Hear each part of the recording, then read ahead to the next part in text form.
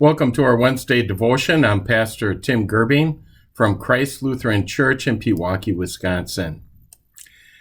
What would you say is the top invention that most changed the world? Would it be the wheel, the printing press, the computer?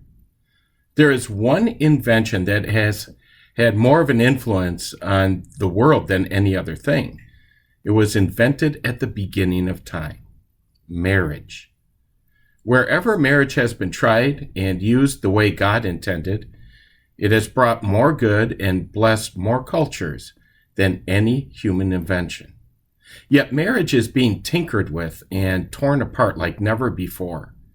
The face of the American family has profoundly changed due to the combination of frequent marriage, frequent divorce, the high number of short-term cohabitation relationships, and now also gay marriage.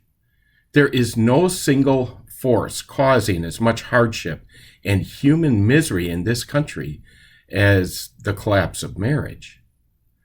The only opinion on marriage that matters comes from the person who invented it. Even though Jesus was single and never married, he knew more about it than any counselor or pastor who has ever lived. He invented it. In Jesus' day, there were two schools of thought among the Jews when it came to marriage. One leading liberal thought supported what we would call no-fault divorce.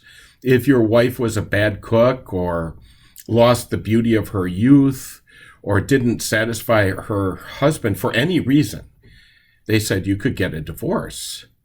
The leading conservative school of thought taught that the only ground for divorce was sexual sin.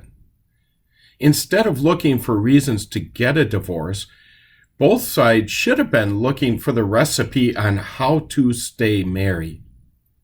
When Jesus was once asked whether it was okay to get a divorce for any reason, Jesus answered the question that should have been asked. Why should you stay married? Jesus' answer goes back thousands of years to the first book of the Bible. Jesus quotes it in Matthew chapter 19, verse 5, where he adds his brief and perfect commentary. He said, "A man will leave his father and mother and be united to his wife, and the two will become one flesh. So they are no longer two, but one flesh. Therefore, what God has joined together, let no one separate." This year, I will be married 28 years, and I can tell you, marriage is hard. Two becoming one is hard. But one becoming two is impossible. To all of us who said, "I do," here is a word of encouragement. What God has joined together, God can keep together, if those two will look to the one who invented marriage to begin with.